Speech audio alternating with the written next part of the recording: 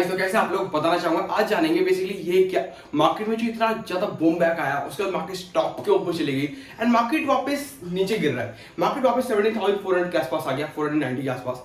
तो ऐसा हुआ क्या मार्केट में, और मार्केट में इन्वेस्टमेंट करनी चाहिए या नहीं करनी चाहिए, और या फिर क्या पॉइंट ऑफ व्यू से मैं मार्केट को एनालाइज करना चाहिए, सब कुछ बताऊंगा डिटेल्स बाय डिटेल्स। फर्स्ट ये समझो कि मार्केट ने लास्ट 1 मंथ में, मतलब जून से लेके जुलाई से लेके अगस्त तक, मतलब मिड अगस्त तक, अभी तक मार्केट ने ऑलमोस्ट 18% का रिटर्न दे दिया है। तो 18% का रिटर्न दे दिया है, ऐसा हुआ कैसे? मार्केट पूरा अभी तक जो कि पूरा मार्केट नीचे लोअर ट्रेंड में चल रहा था, मार्केट में ऐसा क्या हुआ जो कि मार्केट में अच्छी न्यूज भी नहीं होने के कारण मार्केट में इतना बड़ा बूम बैक आया, और बूम बैक आने के बाद मार्केट ने 18 से 20% तक का रिटर्न भी दिया। और ऑलमोस्ट हर स्टॉक्स आपको जो अंडर वैल्यूड मिल रहे थे वो ऑलमोस्ट सेम स्टॉक, मतलब सेम प्राइस जो मार्केट का करंट वैल्यू होना चाहिए वो, या फिर ओवर वैल्यूड में पहुंच गया है। ऐसा हुआ क्या? तो ये दोनों चीजों के बारे में डिस्कस करेंगे डिटेल्स बाय डिटेल्स कि बेसिकली है क्या, और हमें कैसे इसको लेना चाहिए अपने माइंड ऑफ थॉट के थ्रू, और समझना चाहिए कि यस मार्केट में इस तरीके से हम अप्रोच करेंगे तो हमारे लिए गुड पोर्टफोलियो बन सकता है। एंड अपने पोर्टफोलियो को डाइवर्सिफाई करते हुए स्टॉक को सेल आउट करना है या परचेसिंग करनी है, सब कुछ हम अपने माइंड के थ्रू कर पाएंगे, राइट? तो स्टार्ट करते हैं और जानते हैं बेसिकली है क्या। देखो guys, market will take big pause, ये बहुत बड़ा कंसर्न है आज के टाइम पे, बिकॉज उसके पीछे कारण है मार्केट ने ऑलमोस्ट 1 मंथ में आपको लास्ट 1 मंथ में 18% से 20% का रिटर्न दिया, प्लस बीएसई ने एक नया नंबर अचीव किया, $280 बिलियन, $280 ट्रिलियन का एक नया नंबर अचीव हुआ बीएसई के पास। एंड ऐसा इकोनॉमिस्ट एंड प्लस एनालिसिस्ट का कहना है कि आने वाले 1 मंथ में या फिर टिल दिवाली तक हम हो सकता है $3 ट्रिलियन भी हम अचीव कर ले एज अ बीएसई। एक नया नंबर और भी हो सकता है $3 ट्रिलियन का, मतलब स्टॉक मार्केट में और भी पैसा आने वाला है, ऐसा मतलब स्टॉक मार्केट और भी बड़ा होने वाला है। बट लेकिन क्या है ऐसा पॉसिबल है? मार्केट में कोई अच्छी न्यूज नहीं आई, मार्केट में ऐसे कुछ हुआ नहीं, फिर हुआ क्या जो मार्केट इतना ऊपर आ गया? वो भी खाली सिर्फ इंडिया की मार्केट, निफ्टी एंड सेंसेक्स ही इतना ऊपर क्यों?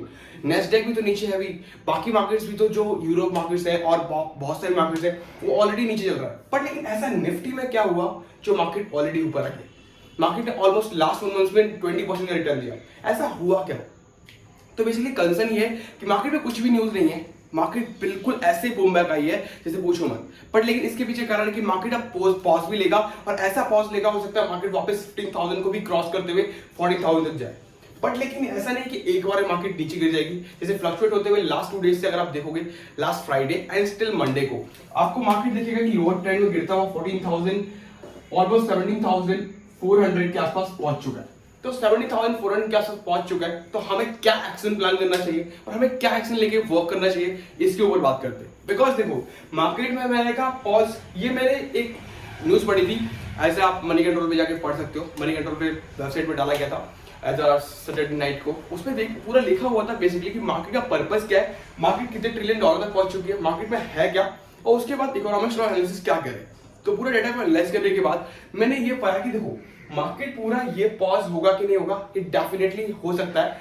इसके ऊपर बड़ा कारण इसलिए मैं वीडियो लेकर के आया कि बेसिकली मार्केट में ऑलमोस्ट अगर सारे स्टॉक देखोगे, आप एक तरफ से एनालाइज करना चालू करो तो एफएमसीजी के जितने भी स्टॉक्स हैं, जो कि मेरे वन ऑफ द फेवरेट जो इन्वेस्टमेंट के लिए मेरा क्राइटेरिया रहता है एफएमसीजी, तो एफएमसीजी का देखोगे तो ये सेक्टर पूरा का पूरा जितना भी स्टॉक है ऑलमोस्ट ओवर वैल्यू के स्टॉक पे आ चुका है, ठीक।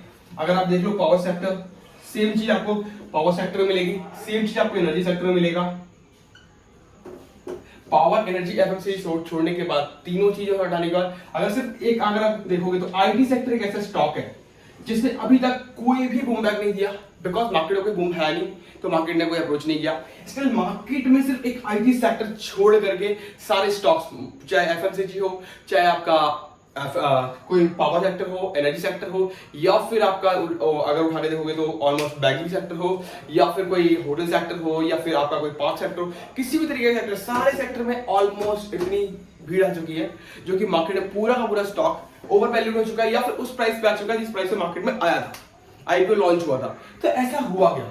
इसके ऊपर बहुत बड़ा कंसर्न है, बिकॉज मार्केट में कोई अच्छी न्यूज नहीं है। मार्केट अभी भी न्यूज ये है कि यूएस फेड के हिसाब से 0.75% बेसिस पॉइंट पे सितंबर के मिड तक, या फिर सितंबर से पहले, या फिर अगस्त के एंड तक हम उसको इंक्रीज करेंगे, डेटा पे इंटरेस्ट रेट इंक्रीज करेंगे। तो अगर इंक्रीज करेंगे तो मार्केट यहाँ जा क्या रहा है ऊपर? मार्केट में ऐसा क्या आ गया, इतना पैसा कहाँ आ गया कि मार्केट ऊपर जा रहा है? डेफिनेटली सी बात है, ठीक। तो ये चीज प्लस आईटी सेक्टर कैसा स्टॉक है जहां पे सिर्फ इन्वेस्टमेंट का क्राइटेरिया रह गया है कि आप आईटी सेक्टर में कोई सा स्टॉक उठाओ, अच्छे से आप बाइंग करके एक अच्छा खासा मूवमेंट का वेट कर सकते हो, अच्छा खासा पोर्टफोलियो को बना सकते हो, ठीक। आईटी सेक्टर के अलावा कोई भी स्टॉक ऐसा रहा ही नहीं जहां हम इन्वेस्ट कर सकते। तो मार्केट में ऐसा हुआ क्या, इसके कारण है कि पॉज।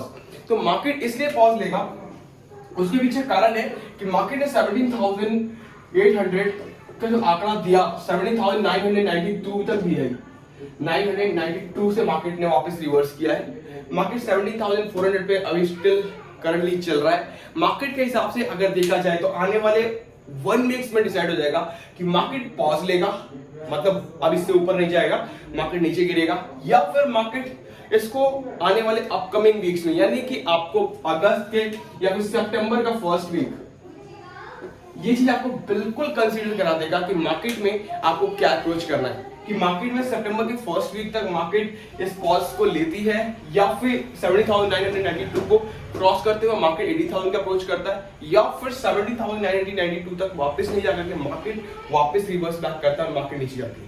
यानी 70,400 पे मार्केट चल रहा है तो मार्केट वापस नीचे हो जाती है और वापस 40,000 को क्रॉस करते हुए 50,000 क्रॉस करते हुए एक नया लो बनेगा 52 वीक लो का, जो कि 14,000 या 40,500 की समथिंग जो नया क्रिएट होगा। तो ऐसा होता है या फिर ऐसा, ये आपको 1 इन द वीक मिल जाएगा, या फिर 2 वीक्स का वेट करिए, मार्केट आपको पता चल जाएगा इन्वेस्टमेंट आपको जरूरी है अभी करना, नए अमाउंट का है नहीं, या फिर जो प्रॉफिट मिल रहा है उसको बुक करके बाहर निकालना। तो उसके लिए आप 1 वीक का वेट करो, और मैं तो कहता हूँ जितना स्टॉक में प्रॉफिट हो गया है बेचो और बाहर आ जाओ, बिकॉज राइट नाउ मार्केट में ऐसा भी कोई अपॉर्चुनिटी नहीं है कि आपको लग रहा है स्टॉक में प्रॉफिट हो रहा है। अगर आपने लॉन्ग टर्म का लिया है फिर आप छोड़ दीजिए, बट अगर आपने टारगेट लिया है कि आपने 600 रुपए में बाई करना है एंड आपको 800 रुपए सेल करना है, तो ऑलमोस्ट 830 रुपीज का मिल रहा होगा, ऑलमोस्ट 830 रुपीज का मिल रहा होगा। मैं कहता हूँ बाहर निकल जाओ। जैसे मैंने आईसी मोटर के बारे में आपको बताया था, ठीक, जब वो 2200 रुपीज का चल रहा था तो मैंने कहा था 2200 के हिसाब से बाई कर लो, एंड बहुत सारे लोगों ने बाई किया था, बहुत सारे लोगों ने इन्वेस्टमेंट की, एंड स्टिल मार्केट का प्राइस 3480 रुपीज समथिंग है। तो 3480 रुपीज के हिसाब से आप बेच सकते हो, सेल आउट करके बाहर आ सकते हो अगर आपने शॉर्ट टर्म का सोचा। अगर आप लॉन्ग टर्म के लिए हो तो कोई दिक्कत नहीं, वेट करिए, रॉयल एनफील्ड है, मार्केट में कोई भी दिक्कत नहीं आएगी, आपको लॉन्ग टर्म में प्रॉफिट ही देके जाएगा, ठीक। तो स्टिल अगर मार्केट में आपने एक टारगेट बेस से अगर इन्वेस्टमेंट करी थी तो ऑलमोस्ट आपका टारगेट अचीव हो गया होगा, नहीं हुआ है एग्री ले सकते हो, वरना आप वेट कर सकते हो 2 वीक्स का, हो सकता है ऊपर जाए नीचे आए, कुछ भी कह नहीं सकते, पर लेकिन मार्केट पॉज जरूर लेगी, ये डेफिनेटली है, बिकॉज मार्केट में ऐसा कोई भी मूवमेंट नहीं है जहां से ये एनालाइज करके पता लगाया जाए कि यस मार्केट में यहां से ऐसा लग रहा है कि मार्केट ऊपर जाएगी। बट लेकिन अगर तुम उठा के देखोगे, आप पूरे अच्छे तरीके से एनालाइज करोगे डेटा को, तो सेम चीज जो 2021 में देखने को मिला था, 2020 के लॉकडाउन के बाद मार्केट ओपन हुई थी, मार्केट ओपन होने के बाद मार्केट में जब जो शोर मचा था, मार्केट ऊपर गई थी, 80,600 का लास्ट आंकड़ा अचीव किया था, तभी मार्केट इसी रूप में था, और इस समय बिल्कुल मार्केट इसी तरीके से बूम बैक पे था, और मार्केट ने 18,600 ऑलमोस्ट अक्टूबर के 24 अक्टूबर या फिर 20 अक्टूबर के आसपास अचीव भी किया था, उसके बाद मार्केट वहां से नीचे आई थी। तो सेम थिंग यहाँ पे देख सकते हो, सेम चीज वही चीज देखने को मिल रही है कि आने वाले सितंबर से अक्टूबर तक में मार्केट एक नया आंकड़ा देगा, आपको नया नंबर देगा। बट ये कहना मुश्किल है कि यार कि नया नंबर तो ठीक है, पर लेकिन उसमें लॉकडाउन से मार्केट खुला था, मार्केट ने बूम बैक किया, बट स्टिल मार्केट में ऐसा कुछ हुआ ही नहीं। मार्केट में ना तो इन्फ्लेशन रेट कम हुआ, ना ही कोई आंकड़े में कोई भी चेंजेस आए, सिर्फ मार्केट में ऐसा लग रहा है कि यस नॉर्मल चल रहा था उसी जगह चल रहा है, और भी चीजें और इंक्रीज हो रही है, इन्फ्लेशन रेट और भी इंक्रीज होने के ऊपर है।